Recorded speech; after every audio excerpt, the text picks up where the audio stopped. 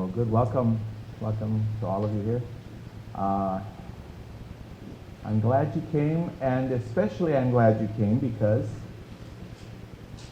in a situation like this, where we're talking about things that I consider to be of very timely import, I would say, it's real interesting that other people have sensed the importance of being here too. So, this is, to me, a good thing, thank you. Normally some people show up for my lectures anyway, but, when I see, there's a few of you here, it's good to see you. It's good, very good to see you. I'm glad you're here. And what I see is that, you have come here and set aside everything else you could be doing to invest some time and energy in what I call your better half, to be quite honest with you. Why would I say such a thing? Well, because I think we all exist in levels and stages. I really do. I think that there's different sides of us. I mean, you all know what it's like to meet somebody on a day when maybe you're not quite at your best, People like to call that a bad hair day or something. Okay, fine. Could be. I think it goes a little deeper than the hair, though, doesn't it? We're talking cycles, we're talking what's the moon doing, what's the astrology up to, how are you feeling, when you left home, was it friendly, was it not friendly, all that stuff is going to affect everybody, and especially it's going to affect women. Now, obviously, you all know, the title of tonight's lecture was using her psychic and intuitive abilities, how the modern woman can excel, in business and career and personal relationships. And I notice there's a few gentlemen with us, and you guys are obviously welcome. I mean, I'm here, right? So hey, what can I say? But the reason that it's geared toward women is very simple, and that is this: that there happens to be a major planetary shift going on on many dimensions, no question about it. And one of these shifts, I believe, has to do with a readjusting, a recalibrating of what we call polarity on this planet. There's a male polarity, the female polarity. Well, I mean, it's no secret, right, that it's been kind of on the male side for a while, right?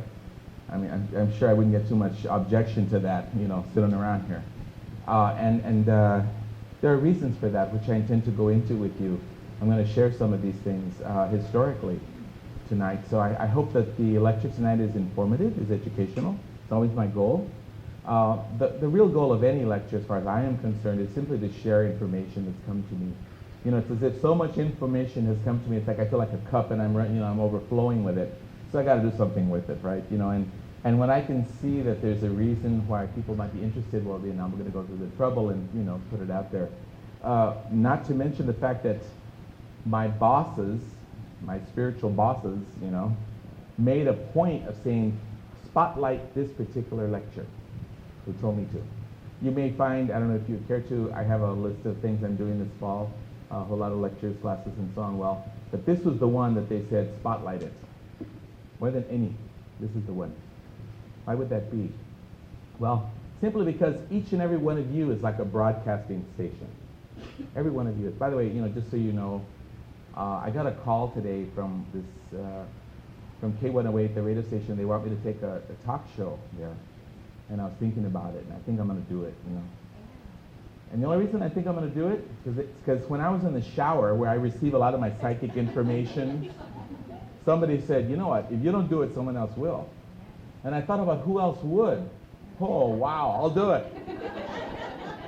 A few faces popped up, So instead of them, me. So no, but I will. So, it'll be out there at some point. I'm going to make the deal on Monday, so I'll be on K108, some kind of a radio talk show.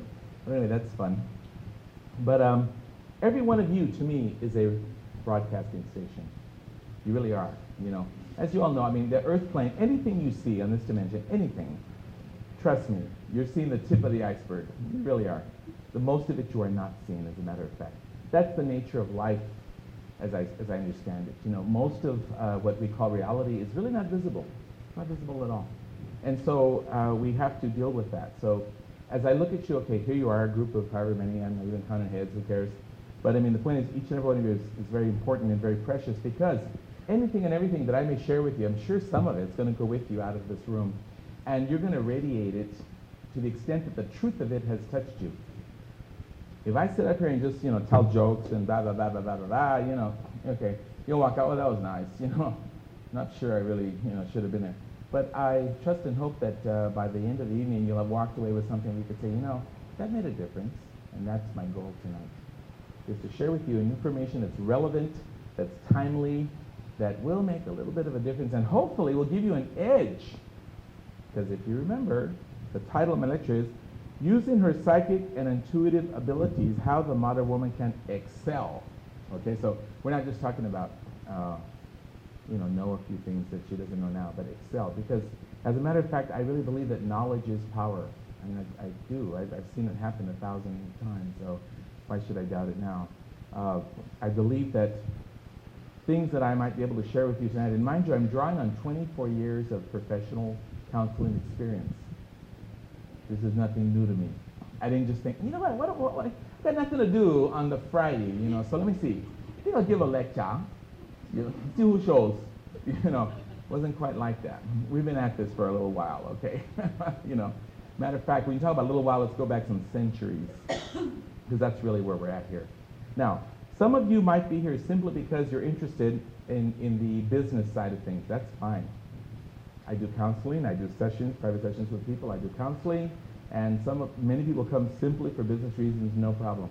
I'm fine with that, I can deal with it. Some of you are coming here for other things. Some of you are coming here because you have a spiritual awareness that tells you that there's a lot of spiritual information that's being released into the planet, and if you can gather as much of it as you can, you just might be better off. I agree with you, and I congratulate you. I think you've come to the right place. I really do.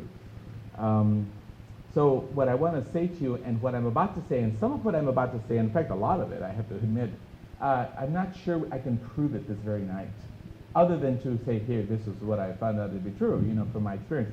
But what I mean is that it might not be that easy to prove from a scientific point of view, but yet you will find as time goes on it is provable.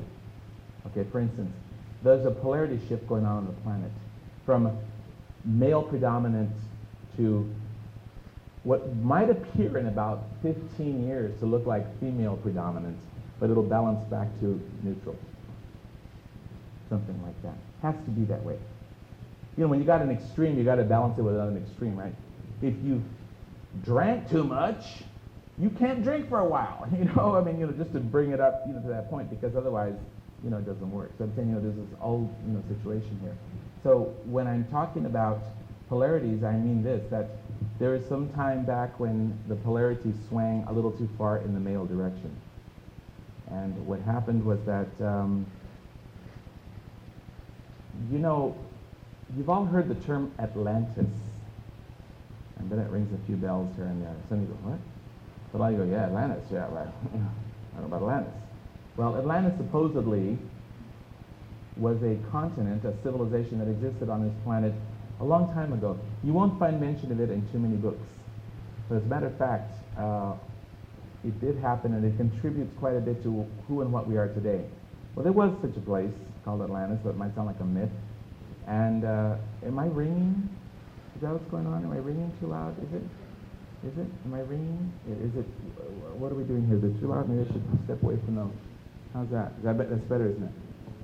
I know what. Hold on. Ooh. Okay. Got it. Okay. Is that better? I'm not ringing now. Okay. Thank you. Okay. Well, here's the thing. It just so happens that some of the forces that I'm in touch with have given me a lot of information concerning this Atlantean situation. And that's what I want to bring up to you tonight. There are historically some things that we've come to find out that contribute to this whole female suppression thing, and a lot of it started on Atlantis approximately 24,000 years ago. There's a reason for that. I'll spare you the details on some of that, but believe me, there's a reason why it would, everything is very precise. You'd be surprised, in life. Well, in Atlantis, what happened apparently was, Atlantis was a continent, a civilization that was very much given to technological breakthroughs, science, and this kind of thing. Well, they were more advanced than we are in certain things.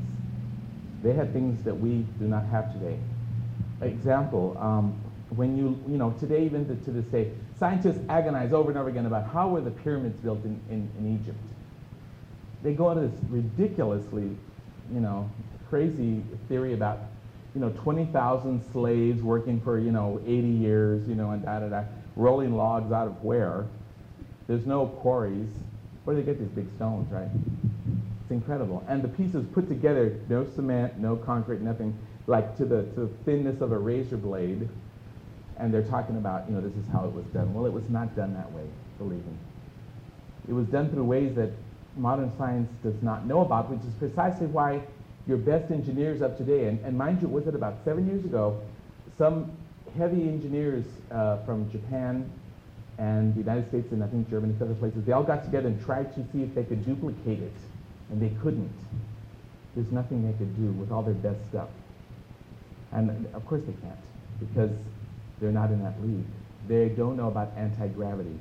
They don't know about getting things off the ground, you know, this way.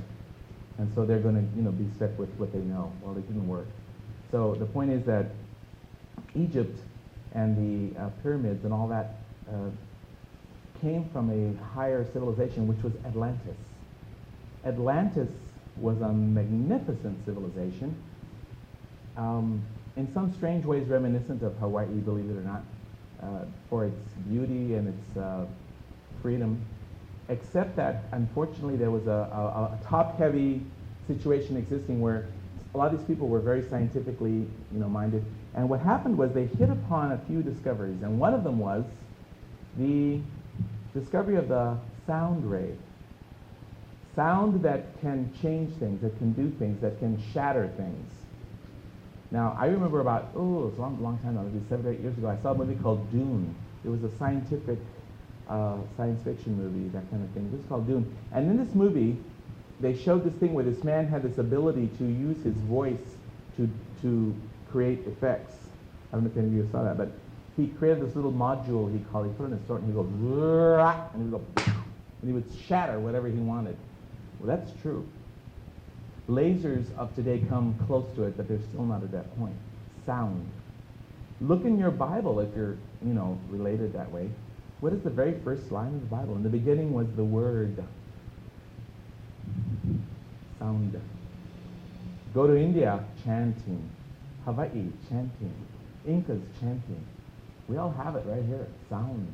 Okay, well, believe me, powerful. What am I doing right now? I'm using sound, right, to touch your consciousness, hopefully to touch your heart. Sound, that's all I have.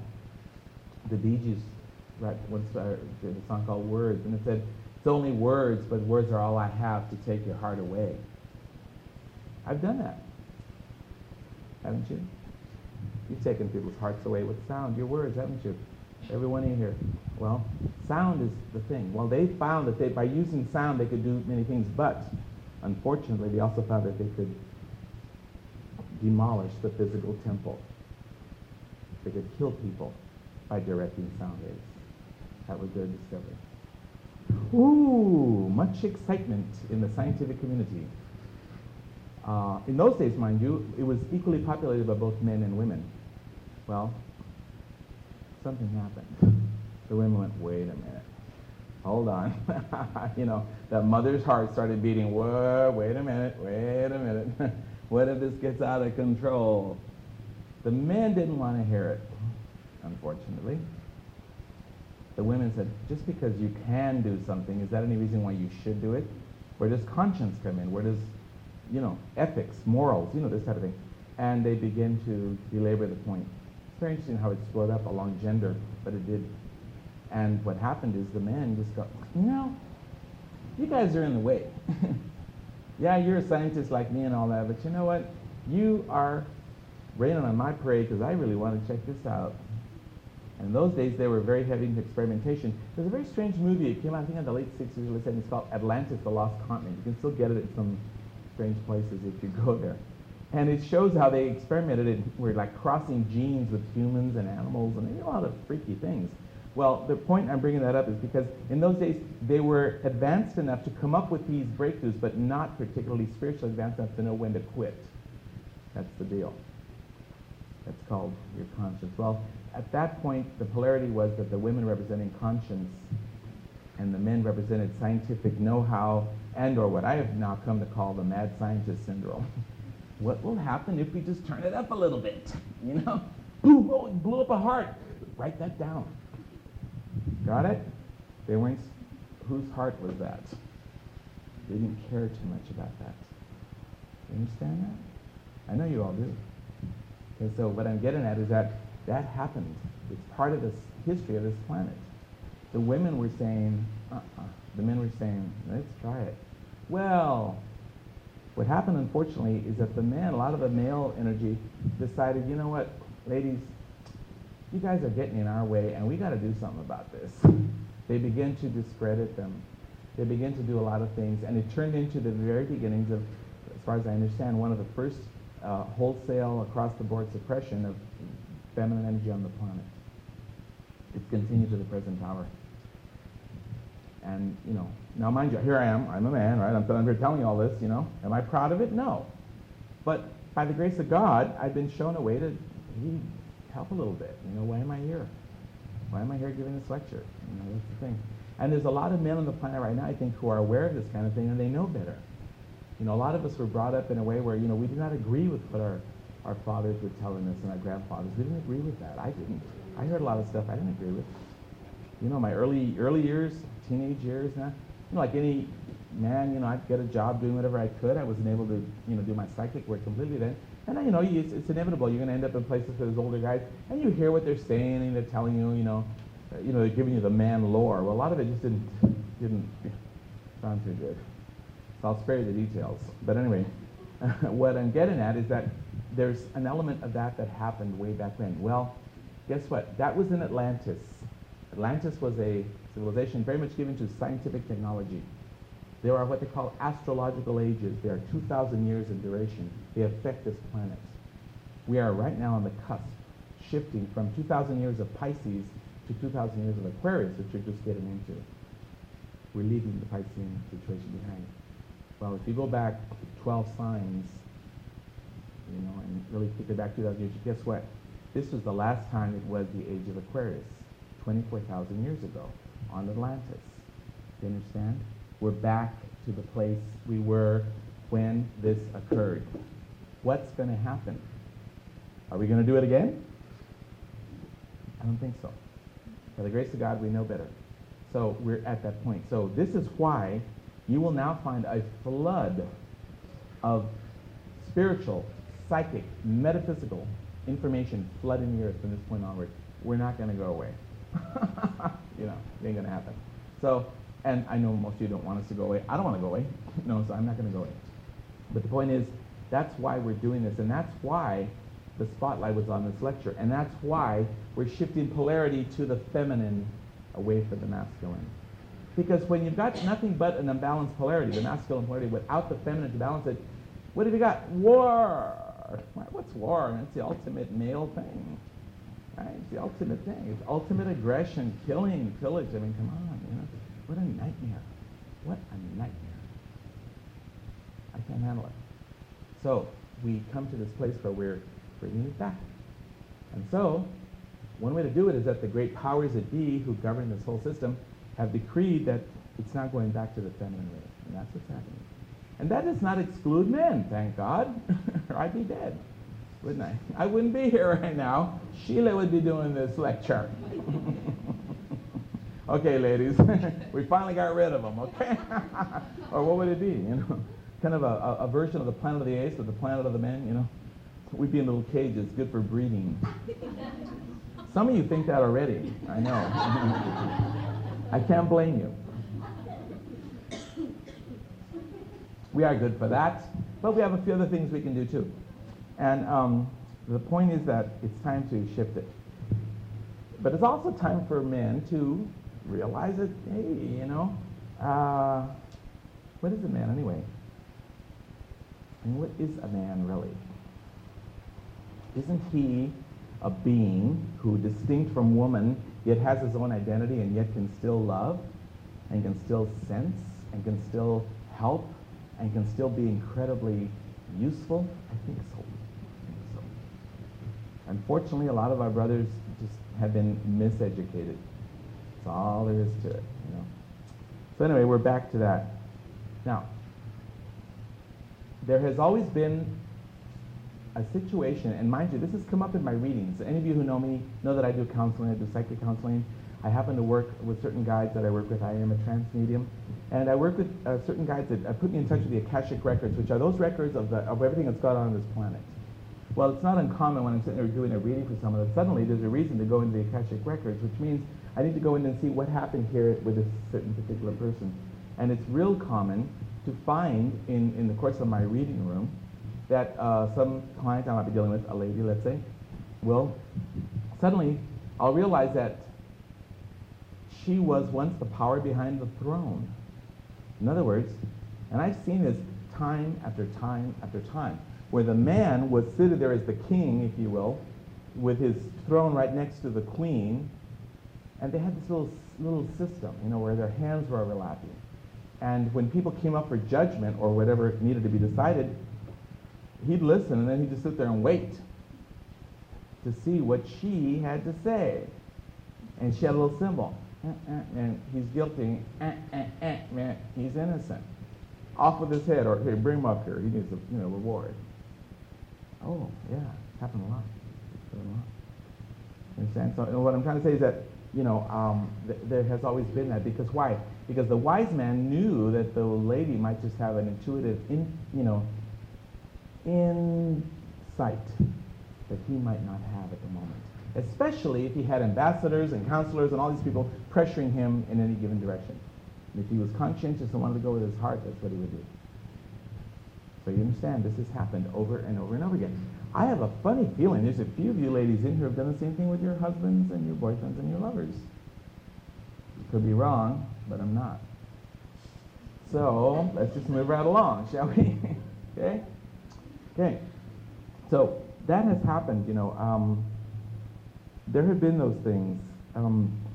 Women have always been by nature receptive, and that's, I think, maybe one of the main things that men are in. Now, the trouble is that men, unfortunately, I think, when I say men, I want to say present company excluded. I really mean that, because I can tell by the brothers who are here and myself, I'd like to think, we're just not in that category, so I'm just, I got to talk about men as if somebody who's out of this room somewhere, but anyway. A lot of men, and those who have been controlling things, have, I think, sought to, but they've always known something. They've known, that woman knows something I don't know, she does, and I'm going to get it from her one way or the other. So they've tried all kinds of interesting ways to do that, overwhelming her in any number of ways. And the thing is that I really believe that what's happened here is that they have obviously tried to steal what you cannot steal. You can't steal wisdom, can't steal love, can't steal conscience, can't steal a lot of things, and they've tried to do that. So they have tried to, through domination, take that mystical thing that they sensed around this mystical being that they were strongly drawn to for 3 or 4 strong reasons, and thought, well, if I just, have her enough, if I just control her enough, if I'm just her master enough, maybe I can have what she's got. But guess what? It doesn't work. It doesn't. It just does not work. Because what the men didn't think about was the fact that, a receptivity was there that they were not exercising. So here's the first point. We got to be receptive. As men, we are receptive, I think. We're getting that way, By the way, there's a lot more men coming to see me now in my sessions, and they said, that's cool. I like that. Because it just goes to show that more and more of us are getting the picture here, and we're realizing, hey, it's not the way we were taught that it was, and I think it's a really good thing. But, as I give this, and by the way, I give a lecture about 2 or 3 weeks ago on givers and takers and that, and, here we go again. I got the men are always the bad guys, right? They're the givers, and the women are they're the takers, and the women are the givers. Well, I don't want to do that. I really don't. I'm not trying to set up a camp here, believe me. The last thing I want to do is that. Some kind of a weird anti-men thing. But I've had to be objective enough to see the woman's side of it, and I've had to be honest enough to admit that it just so happens that for whatever reason, a lot of men have been the ones who have found it easier to do the taking, and the ladies by nature are the ones who do the giving. So I don't think we're talking about anything that you all don't know. This is nothing new to you. But again, I'm not doing this to make men the bad guys, believe me. I hope not. As a matter of fact, what I see and hear and know from on high is that the men are going to play a very, very, very beautiful role in the future in helping women regain their power.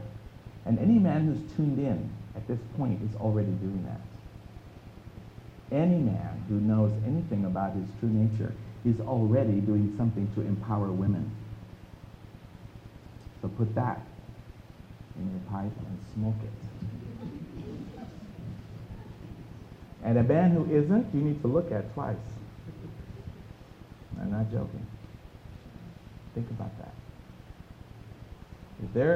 If any man you're dealing with, I don't care who they are, I don't care if it's your daddy, I don't care who it is, I don't care who it is. And here's the deal. You know, women by nature, as y'all know, and I'm kind of going back to the givers and takers thing I did, you know, but they tie in. What can I say? You know, ladies by nature, I mean, God bless y'all. You know, you're so overlooking of so many things. You forgive so much. You tolerate so much, way more than we ever would.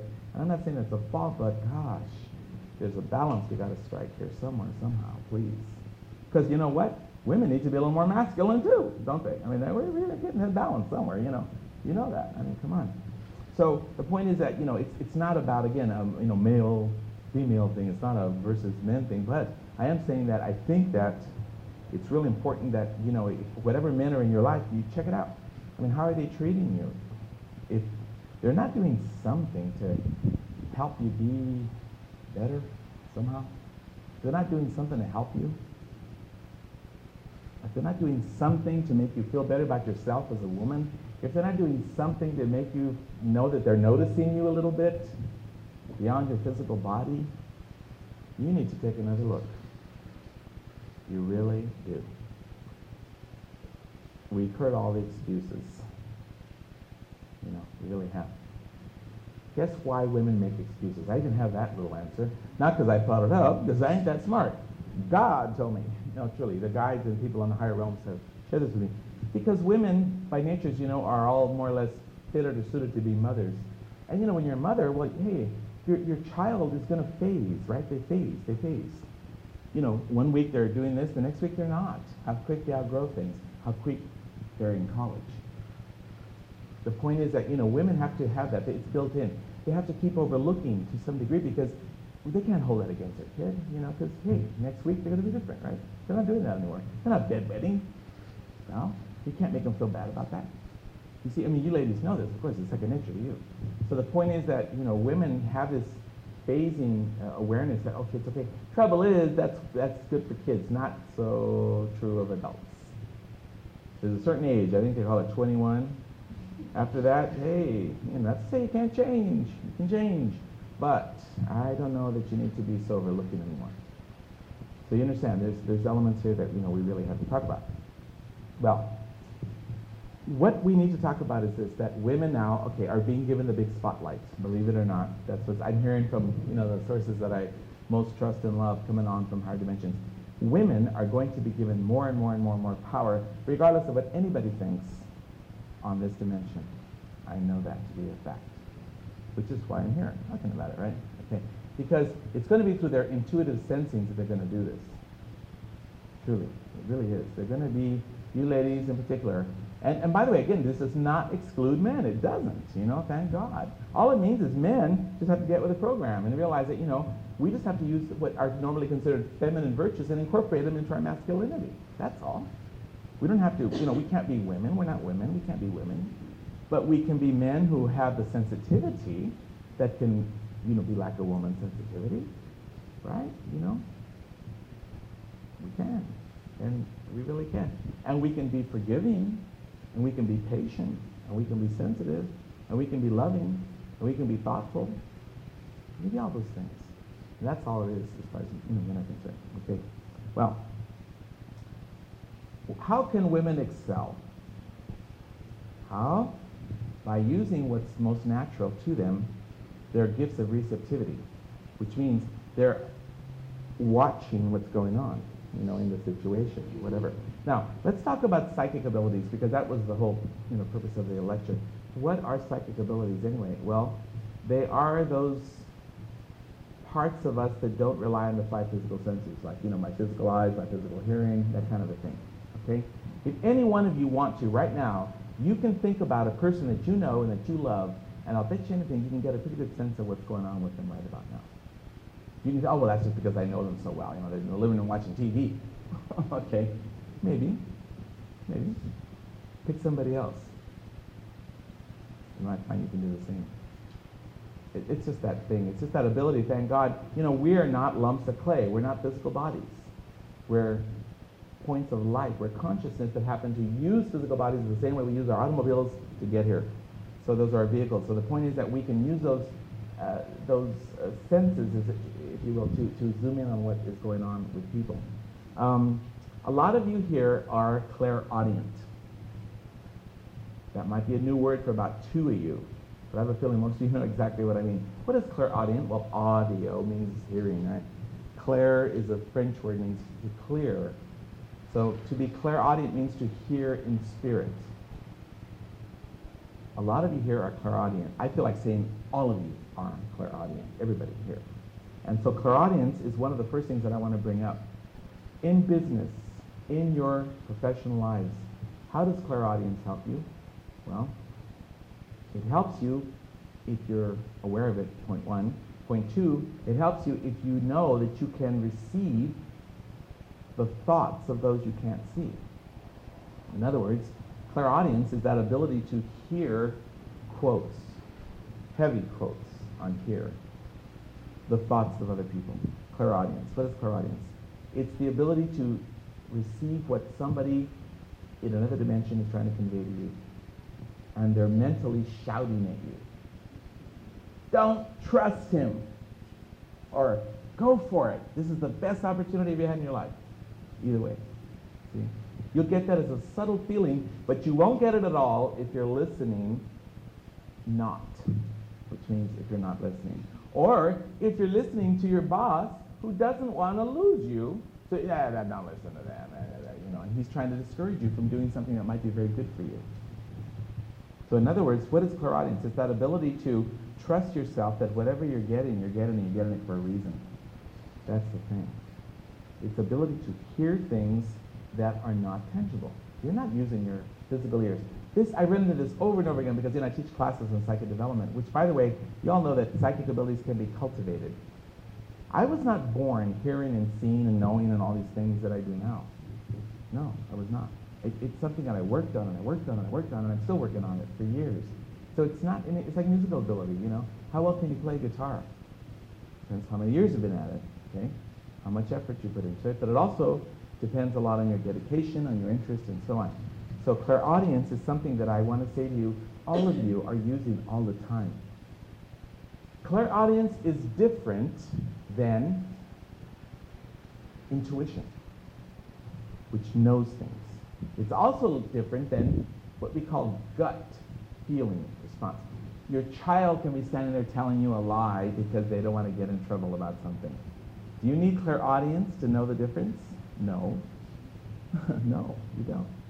Your kid said, well, I was going to come home, but then, and then she asked me to say, and then next thing I know, I had to say it. That kind of thing, okay? And you go, that's not true. Is that clairaudience? Probably not. Because you're sensing something in your solar plexus, that's telling you it ain't real, it ain't true. See what I mean? So there's a difference. There's different types and levels of psychic ability. Then there's clairvoyance. That's a little more rare, but some of you have experienced it. That's those mental pictures you get. How come I'm seeing you in the yard and and doing all these things? That's clairvoyance. Okay? Well, I'm here to shatter the illusion that you cannot and do not receive information from people you can't see.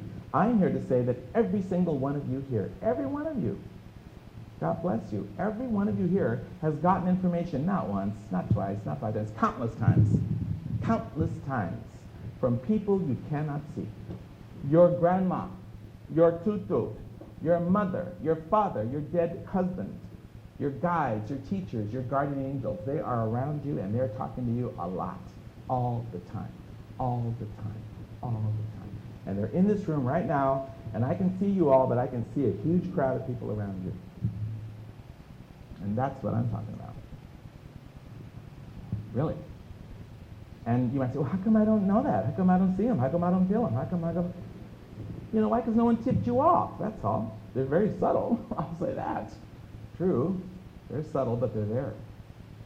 And all I'm asking you to do is just from this moment on, just allow that it might be true. And I'm not asking you to even believe me. You know, why should you? Unless I might just be telling the truth. And if I am, then maybe you'll feel that. You know, and I hope you do. And that's my whole point tonight, is just to awaken you to the fact that when you walk out of here, you think you're driving home alone. You're not. Someone's in the car with you. Yeah. And I mean, I'm not talking about the person you came here with, okay? Obviously. No. And guess what? There's another little thing you don't know. It has come to me in the last half hour when I was upstairs, kind of checking out my notes and getting ready for this. I had this very interesting little revelation given to me that there's this interesting, like, little concerted effort among a lot of people who are here with a lot of you, that when you all leave tonight, they're gonna do what I just said, and in addition to that, they're gonna try and get something through to you. However, you gotta kind of be open to it. You gotta ask for it, because guess what? There are cosmic laws we gotta deal with, just like there are physical laws. You can't go running down Nu'uanu at 75 miles an hour. You'll get popped. Well, you also can't expect that your guides and teachers are just going to start talking to you if you haven't said it's okay for that to happen, because that breaks the law. It's called trespassing. Free will. You have free will. We all have free will. You have to put it out there. You know what, you guys? Okay.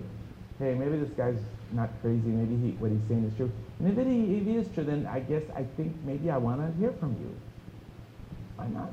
You don't have much. You listen to the people next door. You listen to people you work with, right? You listen to all kinds of people. So why not listen to them?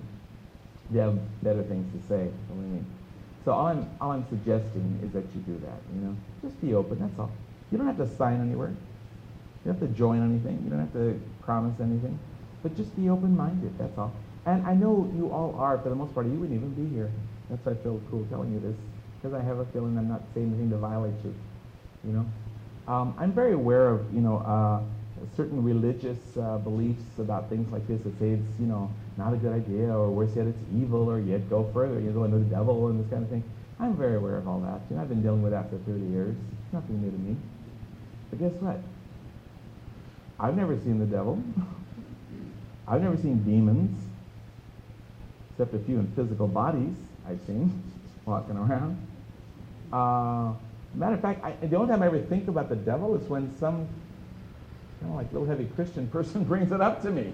Then, the devil, yeah, that's right, the devil, yeah. What's that again? What is it again? I didn't think about that. Why should I? I have better things to think about. I really do, and I think you do too. So we don't go there, really. But I will say this, that it's really interesting when you're dealing in the world of business and, your own professional lives, to realize that your beloved guides, teachers, guardian angels, whatever, they want to talk with you, and they want to help you out of the situations in which you may find yourself that are uncomfortable. And that is true. And of that I am completely convinced. I really am. So that's my whole point tonight. Is just let's be open, okay? Let's be real open.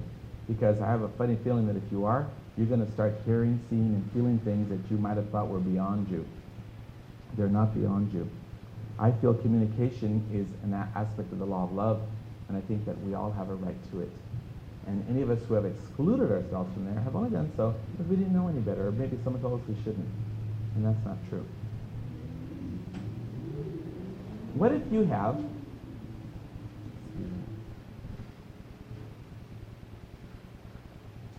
a person in your life who you feel is not listening to you?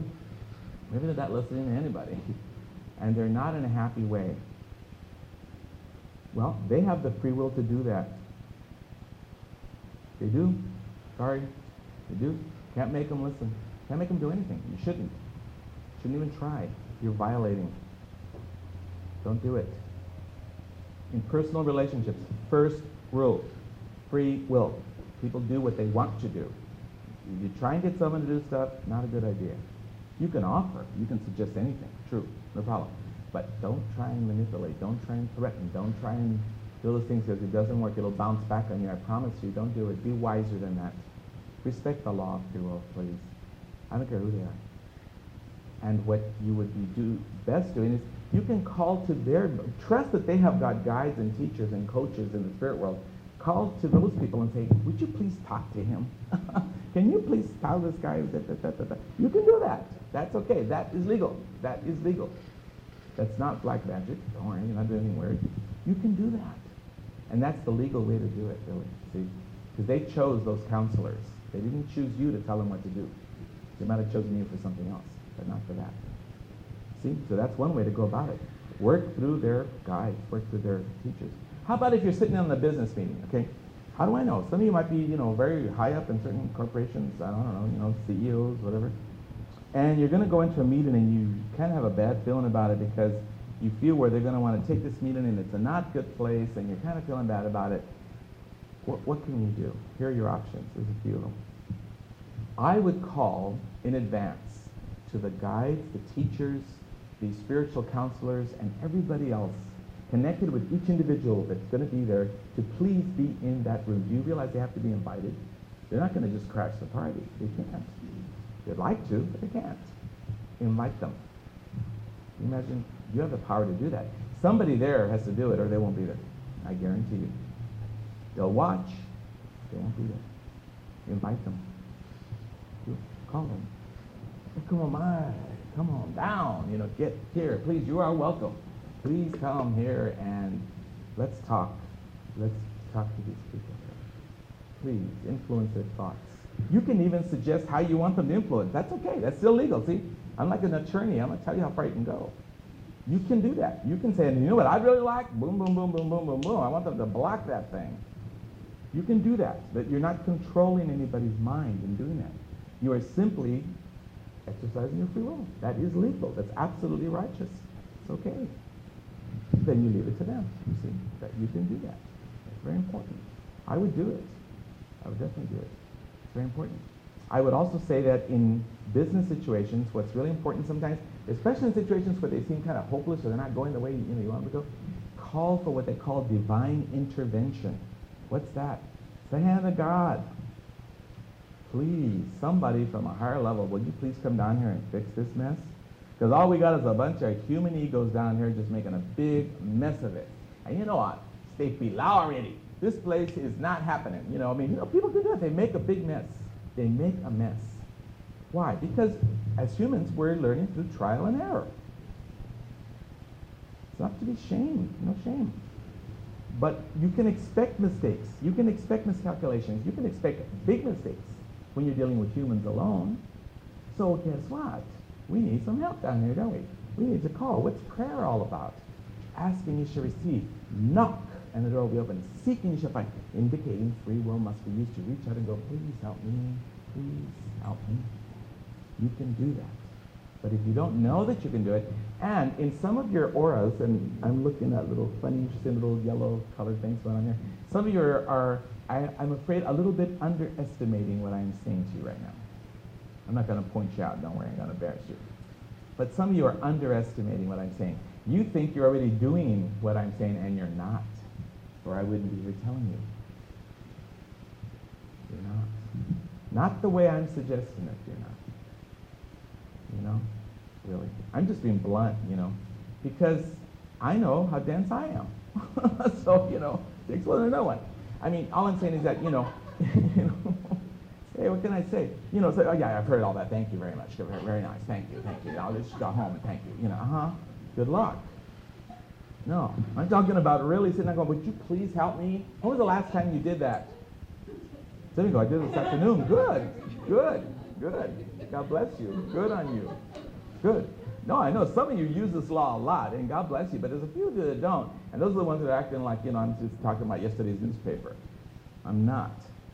I'm just saying that I can see things going on in here, in this room, in some of your worlds, that could yield and would yield this very night. If you would make a heartfelt call to the person who is in charge of dealing with that, and it is not a physical person. I'm telling you that right now. Up to you. I'm going to walk out here in half an hour. But I want to give you something. That's the deal. I want to give you something, see?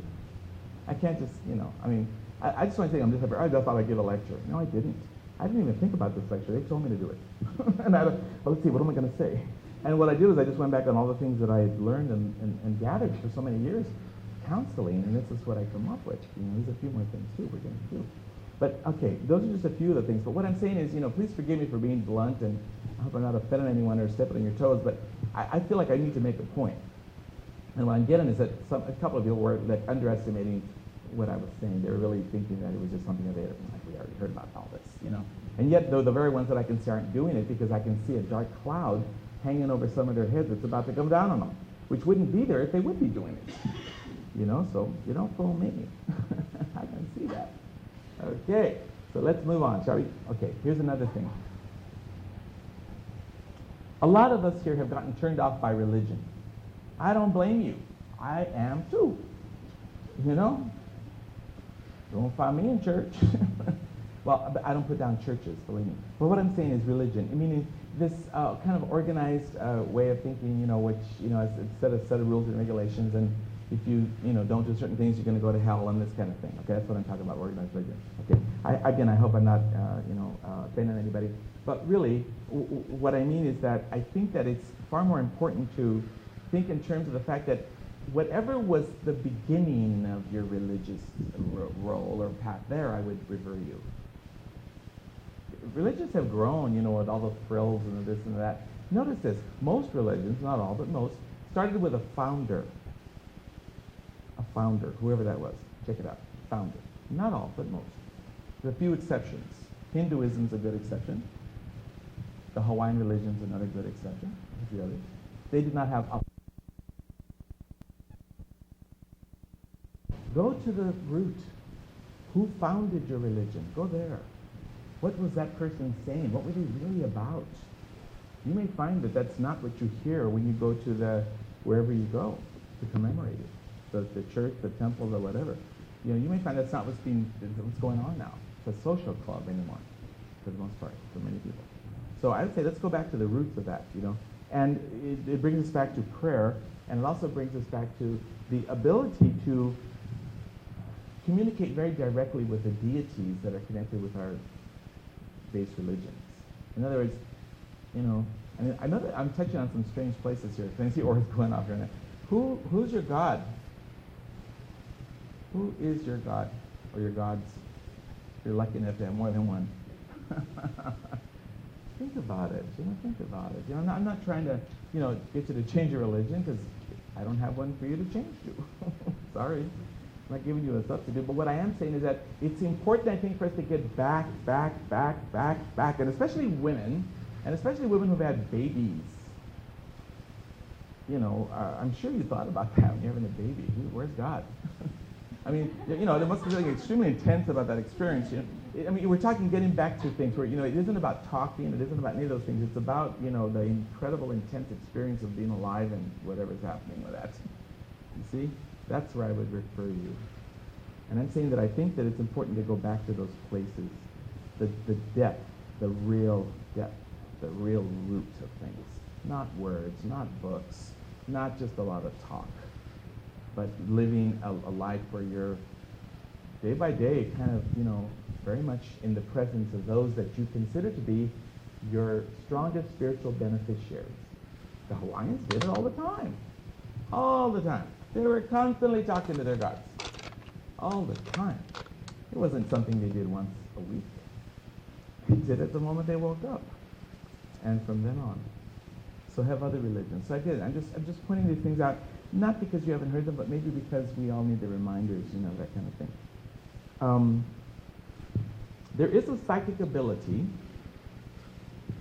that is known as intuition that everybody has. And yet I find that most people, if you ask them, are you intuitive, they'll say no, which is interesting.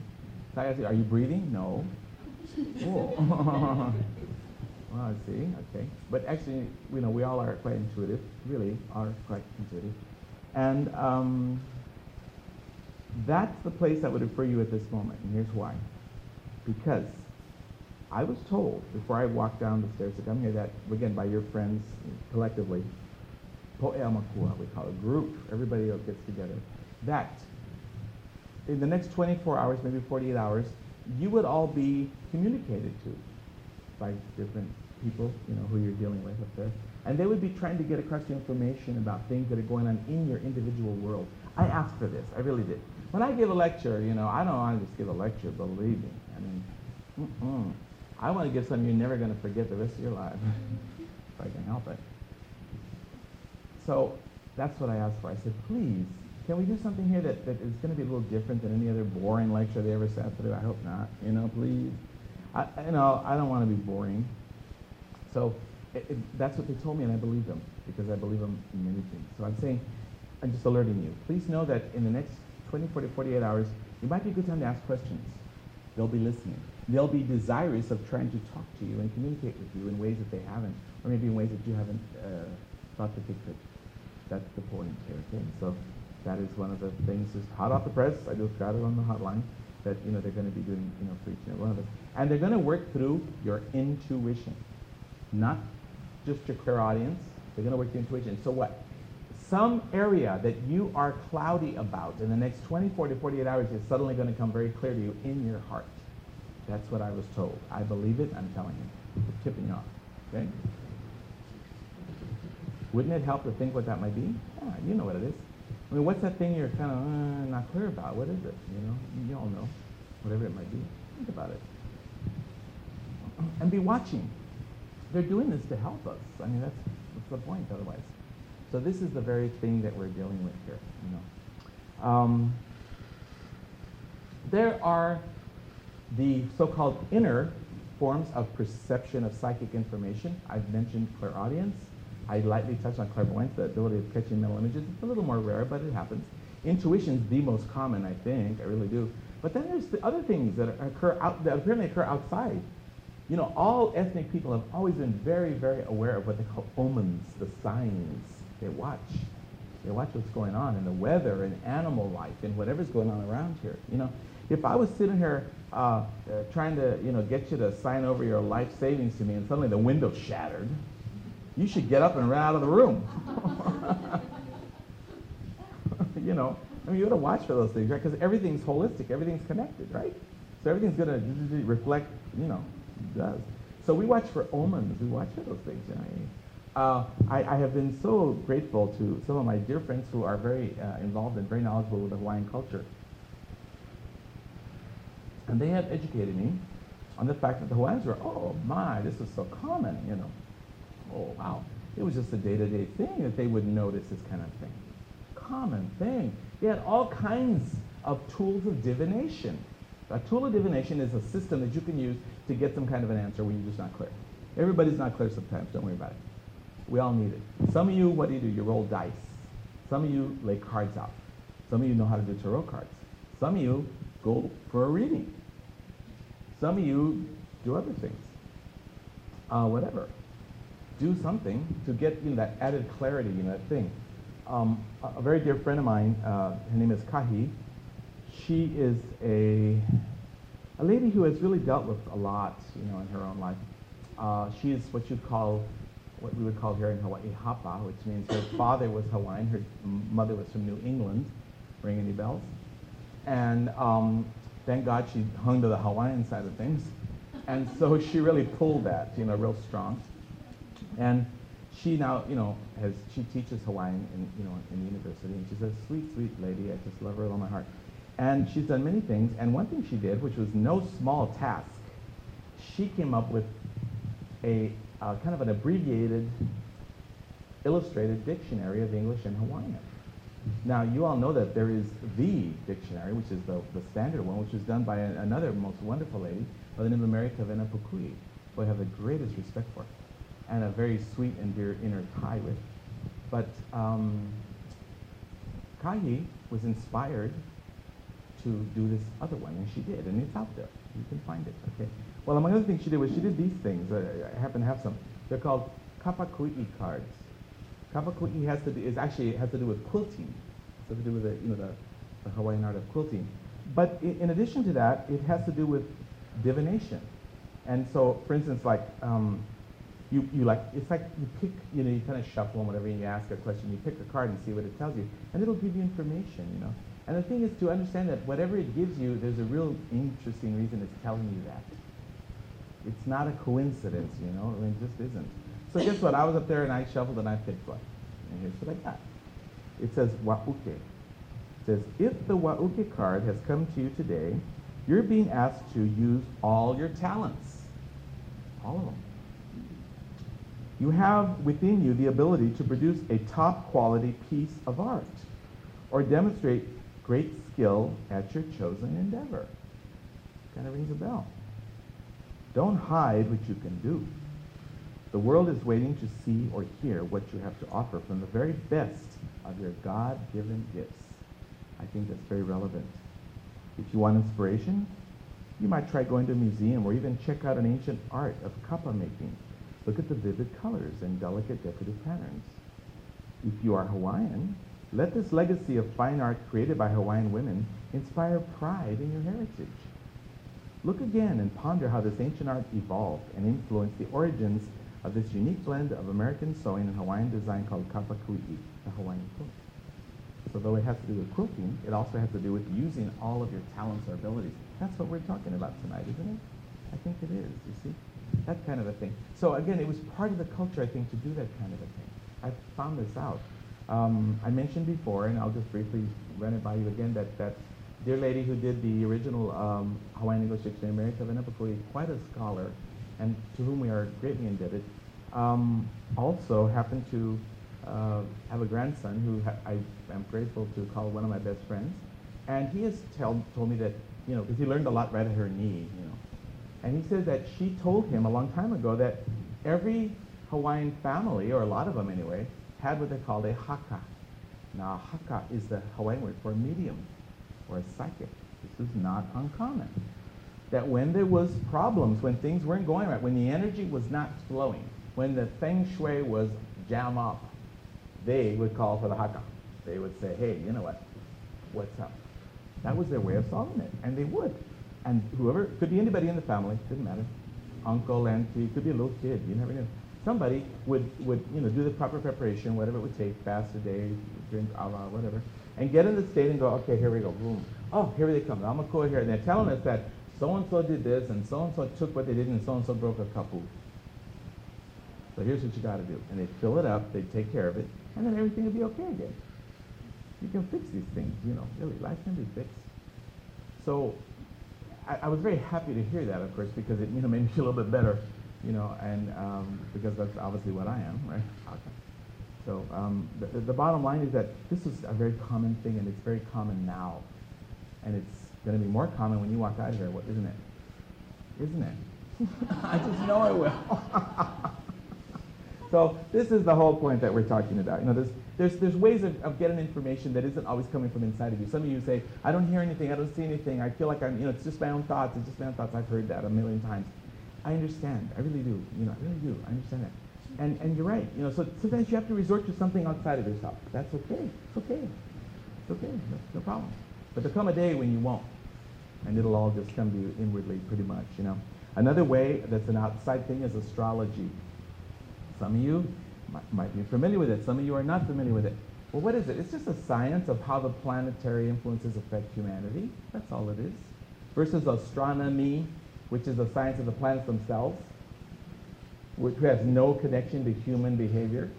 So if you have any astronomical brothers-in-law or anybody at the university who tries to make you feel like you're a fool because you believe in astrology, you know what? They know astronomy. They can still know astrology. And you do. Astrology, the science of planetary influences as they affect human behavior. Astronomy, the science of the planets themselves. No conflict, none. But the astronomers will tell you that astrology is bunk and all that stuff, you know. That's okay. They don't know any better. Okay, so the bottom line is that astrology helps a lot, though. How does it help the so-called modern woman excel in business? Well, if I were you, I'd sure want to know what the sun sign at least is of anybody I'm dealing with. I mean, please. You know, I mean, if you really don't think that that's important, I don't know what to say. It is. It really is. If your boss is an Aries, you better find out what an Aries likes and what they don't like, or you know what, you're going to lose your job. Sooner or later. don't rush things that an Aries has told you not to rush, which is rare because they rarely will. But Aries have a way of telling you what to do. See? And don't keep an Aries waiting when they tell you they want it now. Aries want things now. You have a Taurus boss, go slow. Go real slow.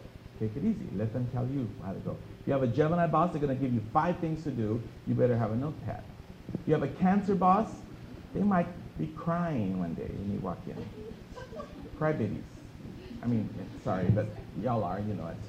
So, you know, if you think you're not, you're whatever. Okay, Cancers, they're just the emotional people, what can you say? Okay, so they will cry.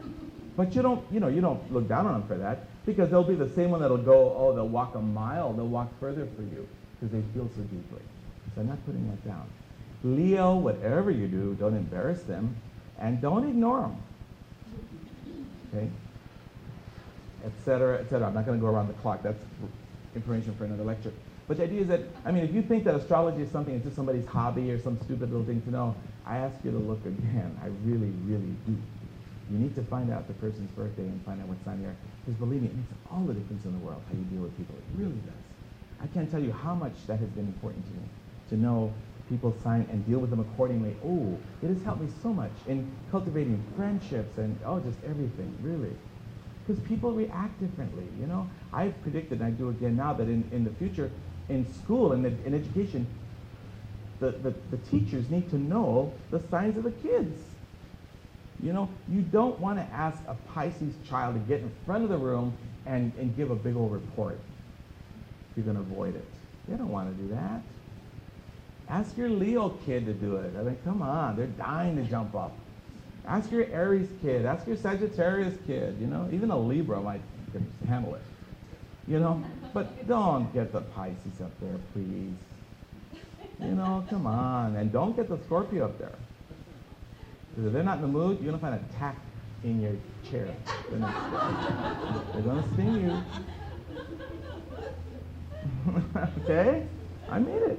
Because everybody has their nature, and I think God intended it that way. So why are we going against the whole grain? Let's get with the program already. So that's all I'm saying. Okay, so there's things to know.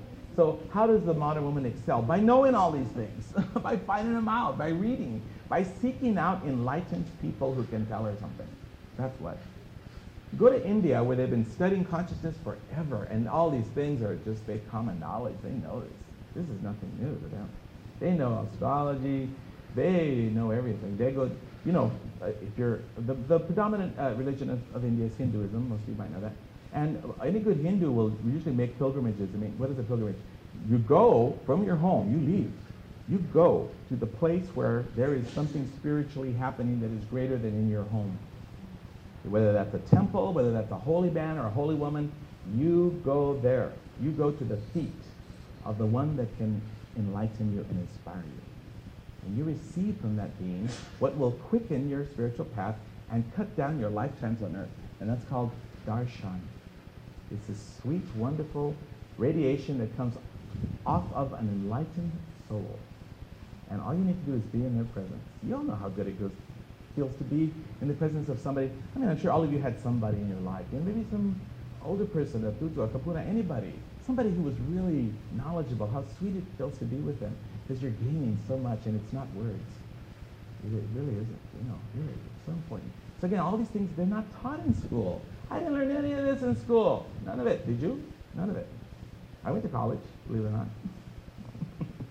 Hard to believe, isn't it? But I really did. I actually did. I went to college. I majored in psychology. What good did it do me? Nothing. I'm not putting down education. I'm not, believe me, not at all. I have a great respect for it.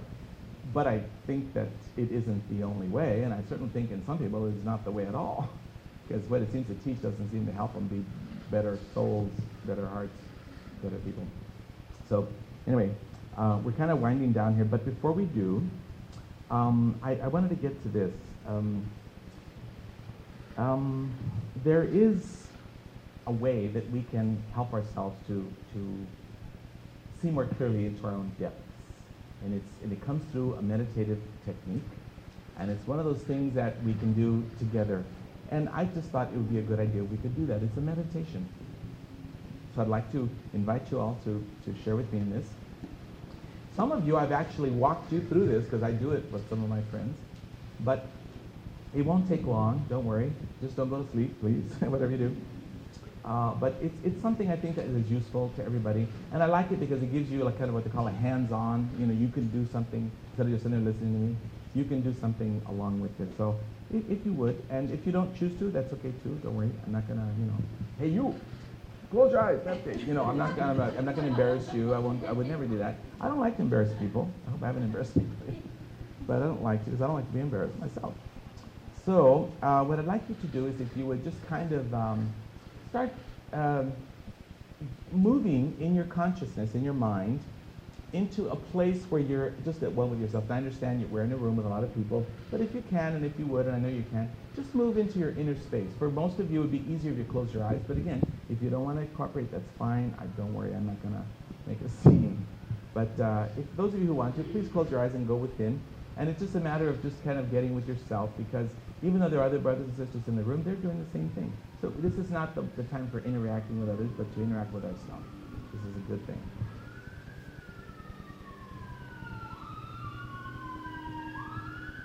Good. Okay. Let's let the sirens go by. Can't meditate with a siren going on. That's why I moved from Kukui Plaza where it's so loud.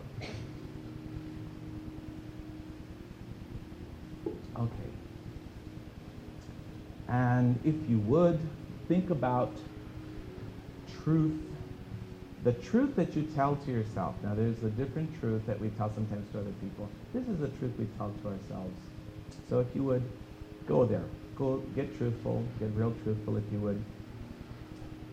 And some of what I'm going to ask you to do, my dear friends, it might not be that easy, but I ask you to make the effort. I really think it would be of benefit. It has been to me, or I wouldn't even ask you to do it. The first thing I'd like you to do is this. Go into your own heart and find something there that you've been hiding from yourself. Something you have had a real difficult time admitting to yourself. Something that you could say, or somebody could say, you have been in denial of, whatever that is. And this isn't to make you feel badly. On the contrary, it's to help you get past it. But it's okay, the beginning of freedom begins with truth. So let's start there, if you would. Find something that you haven't really been real comfortable admitting to yourself. That's happening, and it's okay. I mean, frankly, it's bound to be a little uncomfortable. That's not the point of it, but it's bound to be, because that's the only reason you're not admitting it. We sweep things like that, what they say, under the carpet.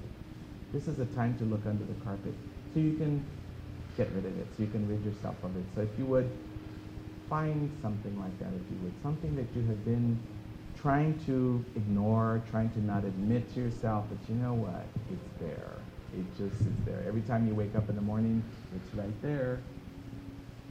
It's like your hair, like yourself. It's right there. It doesn't go away. And the reason it doesn't go away is because, you know what? You're meant to do something with it. You are.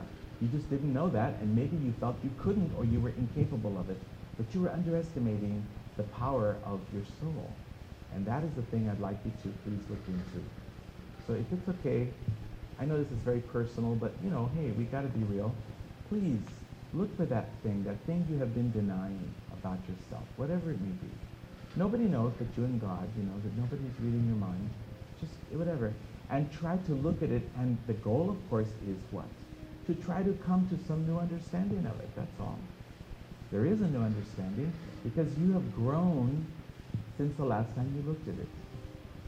From your current state of enlightenment, where you are today, this very night, this very hour, you are greater and more aware than you were an hour ago, much less yesterday, or much less the last time you probably took a look at this. Whatever it is, just look at it, that's all I ask, and see if you can't come up with a better understanding of whatever it is, and maybe there's something you can do. Usually there is. Maybe you just didn't think of it before. You might have to make some decision. Maybe there's a change you have to make. It's okay. Maybe it's nothing more than just accepting it. Maybe hey, that's you, It's okay. Sometimes we can't change certain things, whatever. It's okay. Just accept it. There was a reason why you were born that way, or with it, or whatever, why it's come to you. But either way, we want to bring this a little closer so that we can not be using energy to suppress it, but instead use energy to understand it and maybe, again, make a decision that will help you come into a better relationship with this thing, whatever it may be. Doesn't matter. Whatever it is. It's nothing to be ashamed of, believe me, it is not. We are all precious, precious souls, believe me.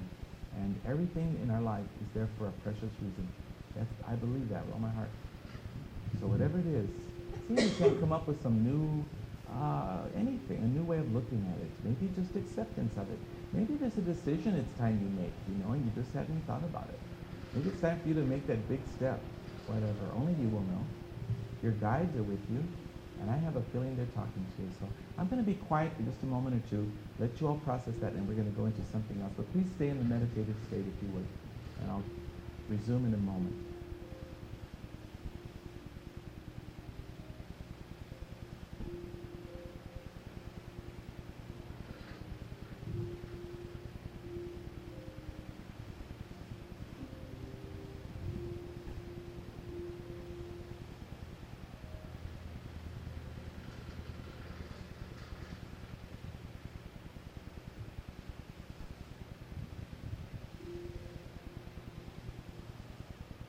Okay, now stay in the meditative state if you would.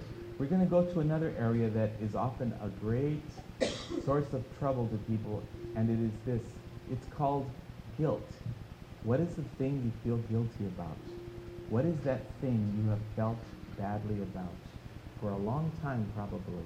Whatever it may be, if you would, have the courage and look at it. In the interest of truth and freedom of your soul, look at it, whatever it may be. Because whatever it isn't that bad. It really isn't. It may seem that way. It may have at the time. But you know what? Whatever it was, I have a funny feeling you had no idea it was going to get that bad. You had no idea it was going to get whatever it got. And it's okay. It's okay. And I really know that our dear, dear, sweet friends in spirit want us to take that thing. It's like a little kid, that broke something that they're afraid their mom's going to get angry about, and they hide it. Well, mom's going to find out, It's the time to come clean and just let it go. It's okay. It's really okay, The beauty lies in the letting go of this thing and realizing that whatever it is, you know what? There's no reason that you need to hold it against yourself. There isn't. Because when we do, we punish ourselves and say, oh, I can't have this and I can't have that because I've been a bad girl or a bad boy. And that's just not true, We're on earth to make mistakes, trial and error. It's a big laboratory. They tell us if we don't break test tubes, we don't learn anything. So it's almost like the bigger the mistake, the more you learn. Whatever it is, okay. Doesn't take away even a little bit from your preciousness, from the sweetness of your soul. If anything, it adds to it. The fact that you feel bad about it at all says a lot for your heart, a lot for your soul. You are wonderful, wonderful, wonderful beings, every one of us. So whatever it is, if you can, let go of it to some degree. Just decide to quit holding that against yourself, Like be your own friend and say, yeah, it's okay. Like if a friend of yours told you the same story, oh, I did this and I felt bad about it. Oh, it's okay, I still love you. You hug them, kiss them, and just have a little cry about it and let it go. That's the way to be. So try to let it go, please. And as you do, you'll feel better. You can emotionally feel it. Yeah. And the last thing we're going to deal with, please stay in the meditative state. There's one final boogeyman we'd like to get rid of, and it's called fear. This is a big one. Find a fear, please. Find a fear. A fear. What's a fear? A fear is a negative possibility that you believe can happen to you, that you feel powerless to prevent, is one way of defining a fear. A negative possibility that you believe can or will happen to you sooner or later, and you feel there's little or nothing you can do to stop it, and that's why you fear it. That's a fear. This is the definition the guides have given. But you know what they say? That all we have to do is change the part of that definition that says that you believe can happen to you. Because guess what? That's optional. You don't have to believe that. In fact, we suggest you don't believe it. You don't have to. You really don't. Change your beliefs about it. Decide it will never happen to you. Why should it? Why accept that? Like buying damaged goods. I wouldn't do it if I were you. Fears can be terribly crippling. They can haunt us for years, for our whole life. But you can stop and go, hey, wait a minute. It's like this dog that always barks at you when you walk down the street. One day you just might have to turn and face that dog. So you want to decide that this thing, this fear, whatever it is, it's not going to happen. And I caution you, don't doubt that you have the power to do it, because you are the only one that does have the power to do it. We all do. Your fear does not have to happen to you. At least it doesn't have to happen in the way that you think. You can change your belief system about it, and I heartily suggest that you do. You have nothing to lose and everything to gain. Isn't that wonderful? Nothing to lose except the fear. Change it.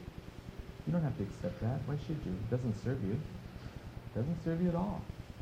Change it. Change it to something wonderful in that same situation. Maybe the opposite of whatever the fear might be, and you'll be much better off.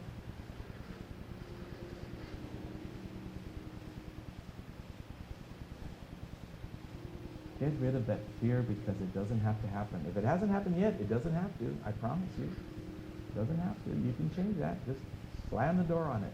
It's like you don't have to have a neighbor coming over every day, keeps coming over every day you don't want to see. One day you say, you know what, I'm not ready for company. You close the door. That ends that.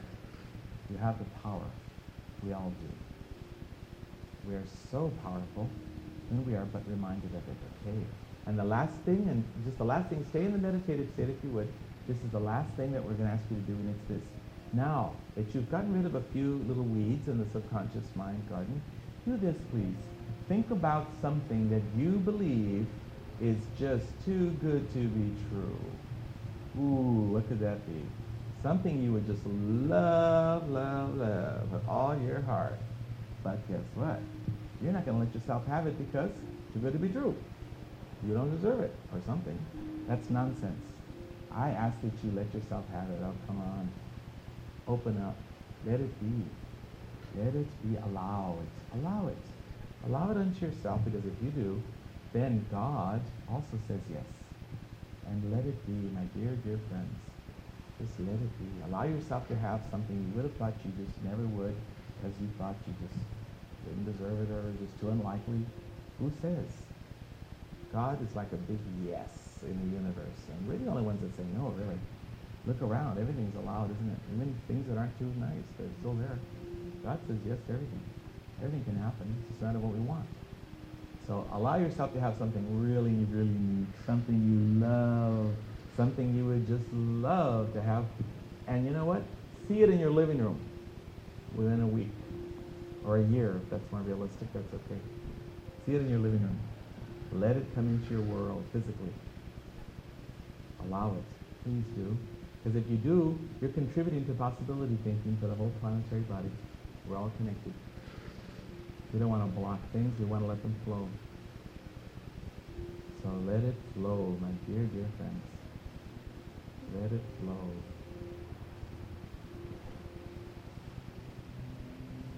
Let it be.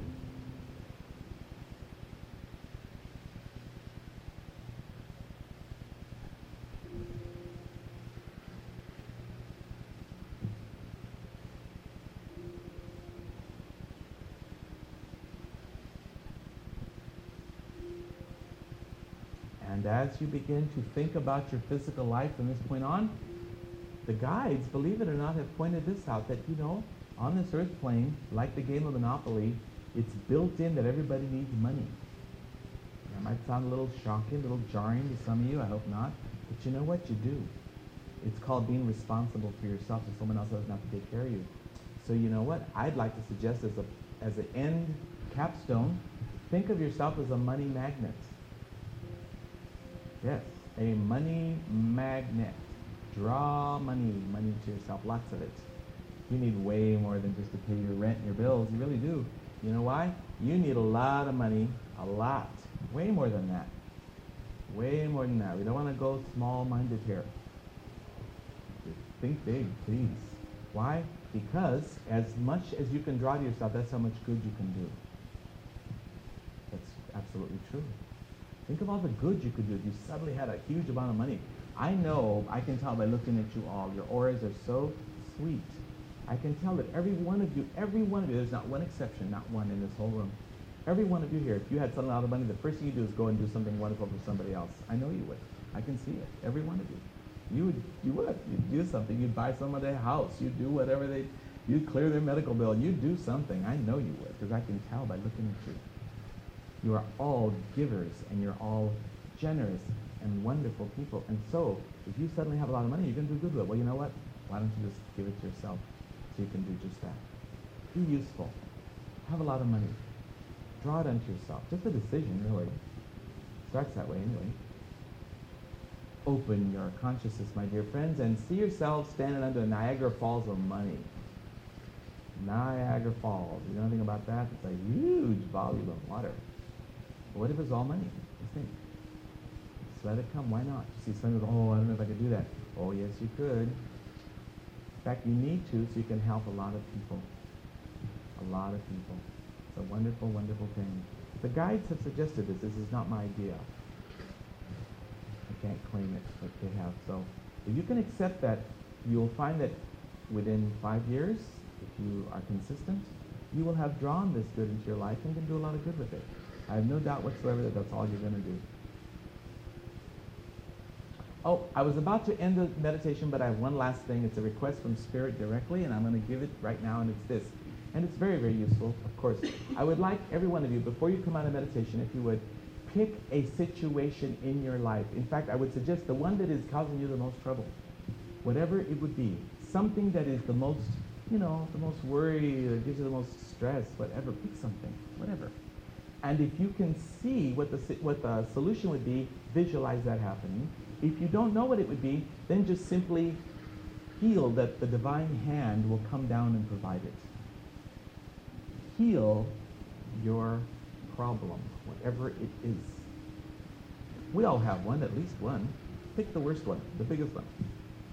The thing gives you the most pain, the most stress, the most anything. The thing that puts the most pressure on you, and see it healed. And again, if you can't see how you think it needs to be healed, then you don't have to. Just know that it will be. Accept it, because that again opens the door. And like I said, our guides and our teachers are all here, and they're working with us, and they can see what you're seeing, and they can provide solutions that you may not think about. So let's just do that if we would, and that's their suggestion. See whatever it is. There is no problem, none, that does not have 5 solutions to it. To understand all is to forgive all. There's no human problem that our higher friends in spirit do not understand. They've been through them all. And they have solutions for all of them. But we have to be open to that, because by the free will law, they're not going to impose it, even a solution. They won't even impose help. Got to ask for it. Got to be open to it. So let's do that, and that'll be a wonderful thing. This is not too good to be true. This is not fantasy. This is not playing mental games. This is using what the good Lord has given each one of us, our consciousness, our hearts, our minds, and our souls, to open ourselves to solutions that we have not been able to think of, to cause our lives to become more beautifully aligned and perfect reflections of the divine world. I think that's our destiny, and I think it's the will of God. So let's have all that wonderful, wonderful, wonderful stuff come into our world. It's on its way now. It's just like if you just pick up the phone and order something. Unless you cancel the order, it's on its way. It's accepted emotionally, please. Accept it mentally, emotionally, in every way. And know that it is yours for the asking.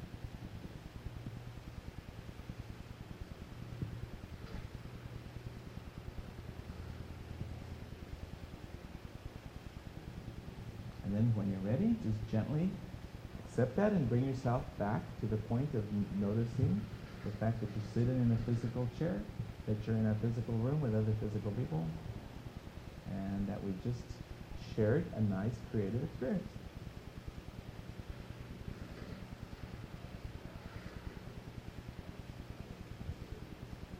Everything begins with thought, no exceptions.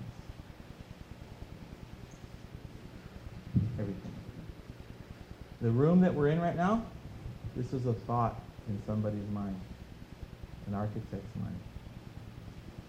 The lecture that I'm giving was a thought in someone's mind, not mine, believe me. The clothes you're wearing were thoughts in some clothing designer's mind.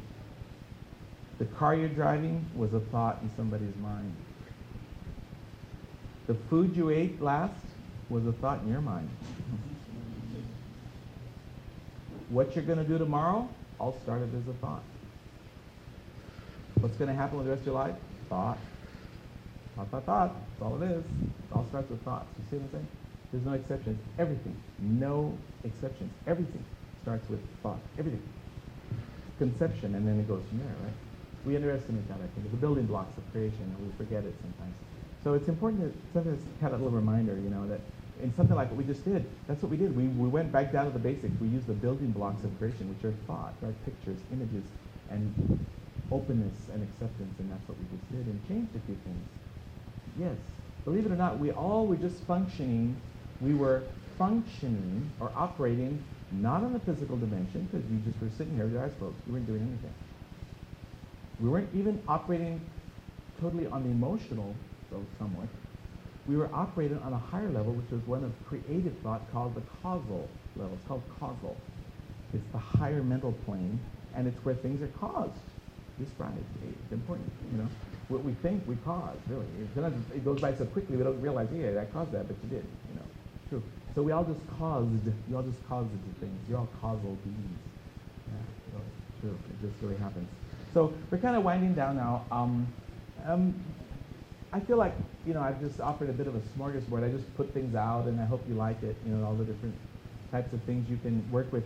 But the real idea, again, was to remind us that it is by the use of our intuitive, spiritual, psychic abilities that we can improve the quality of anything that we're involved with. Our personal relationships, definitely. Our business world, our careers, a business meeting, The subconscious mind is so powerful, so very powerful. If I were going to go to a business meeting, let's say 10 o'clock next Tuesday morning, let's just say I had one going, and I was going to go. And it was an important one, big wig's going to be there, whatever, You know what I would do? I would reserve that time and that space. I probably would know where I was going to go, probably, such and such a place. I would say Tuesday morning next, 10 a.m., such and such a building, such and such an office. I would focus in on that time and space. It's called a coordinate.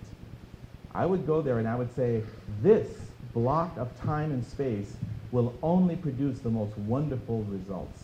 Nothing else can happen. There can be no disappointments. There can be no failures. There can be no interference. There can be no foolishness. There can be no stupidity. There can be no spiritual blindness. All that can happen is incredible success, the presence of heavy guides, teachers, and masters, and the most wonderful thing that anybody there could possibly imagine, and more. That's all that can happen. Found my name to it. It's called reserving time and space. You can do it. You do it whenever you plan a party, believe it or not, or anything you plan. Think about it, anything. A date you're going to go on. You're going to plan, you're going to probably think, it's going to be real good. You're doing the same thing. Yeah, see? Versus, I hope it's okay. I hope. Hope all day long. Good luck. I wouldn't leave it to that, are you? Let's be a little more positive about it. You can set it up that way, where you're saying, no, nothing else can happen. Catch that? You're limiting. It's called the law of limitation. Nothing else can happen. There can be no bloopers here. There can be no fool who's going to mess it up. No. It will not happen. It cannot happen. Because I bet you anything, nobody else has the presence of mind to do that. So you are, in a sense, setting up the paradigm. You see the parameters for the situation. Exactly. It's working with what we have. It's the resources we have, the spiritual and psychic resources. And the very last thing I'm going to end on, because I think it's a good note, is this. I mentioned Hinduism as the religion of India. It's such a lovely one because it covers so many things. Not to say everything. But it teaches that when things are not going well, let's face it, we all have problems. We all go down days. It happens to everybody. Nothing to be ashamed of. There's things you can do. When things are in the red, There's things you can do to get them into the black. It's called generating good karma. Yeah. Take somebody to dinner, for God's sake. Find somebody who's worse off than you and do something to help them. Give them a call. Send them some flowers. Do something. Send them a good thought. If you don't have any money, ooh, I don't have any money for that. You got a mind, you can do that. See, it's called the generating of positive energy. It's what you do when you need help. You see, you don't just wait and hope and hope and hope. You know? You do things. You take action, and you can do that. So you can send that. The greatest masters that I know of in connection with this planet, you know what they do all day long? They just sit and radiate love and power and beautiful things, and they send it to this world. And we are the beneficiaries of that. We can do the same thing. Anybody can do that. It doesn't cost anything. Right? You can do it anywhere. You can do it when you stand at the bank line. You can do it when you're just sitting home, anything, anywhere. But it just goes to show that we're never helpless. We're never useless. We're never, well, there's nothing I can do. That's nonsense. That's blasphemy. You don't know yourself very well. Because you are divine, and the divine is unlimited. You can do everything. You can change the universe. We're doing it right this minute. We are. We're changing the universe right this moment. All of us here, collectively. Why? Because we're thinking these lines, and I think I've seen, pretty much as I looked about, some really interesting intentions that have popped up. There's little bubbles, all the little cartoons, a little thing, a little cloud. I've seen a few of those. I'm going to change that. I'm going to change that. Good for you. You should change that. Yeah, change it all. Make it better. Why not? So we have these options, my dear friends. This is, what I'd like to share with you all. Psychic and intuitive abilities are simply the awareness of the soul and how unlimited it is to make things better. That's all it is. It's real simple, real basic. So, you all can send joy, you all can send love, you all can send anything you want and make things better for other people, and it works. It really, really does. I'm grateful to all the great beings who have helped us and contributed to all the things that we have. I'm grateful to that being that some call in India the Divine Mother, the feminine side of God. I'm grateful to all the Lady Masters of Heaven. I'm grateful to all the goddesses, and there's so many. I'm grateful to all the women that have stuck their neck out to brave disapproval so that they could say something or do something that made a difference. And obviously to all the men, but they've a lot of times gotten their honor already. So this is where we're at with this, okay? So I want to simply leave you with that thought, that every one of us here has a real incredible potential to make differences. And you can do it, in the marketplace, you can do it at home, you can do it everywhere. It's not just something one does in rare situations, it's done constantly, the way we think and the way we are. So I trust you will all take some of what was given here tonight and maybe give it some thought and just allow it to grow within you, if you would. I would like that a lot. And whatever you do, never forget the very most important point, I think, of all, which is that you always can make a difference no matter what, that there's always something you can do. Always. It's one of the cosmic laws. It's called the law of recourse. And it's a condition of life. It's real. And it says that no matter what the situation, there is always something you can do to make it better. Always. We're never helpless. We never are, painted into a corner. There's always something we can do. On the way driving home, you can make things better just by thinking about them. And so I leave you to your friends, the ones you came here with and the ones that will go.